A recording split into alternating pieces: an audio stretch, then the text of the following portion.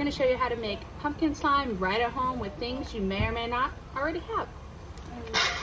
And the pumpkin slime falls when you put it in the cup sometimes.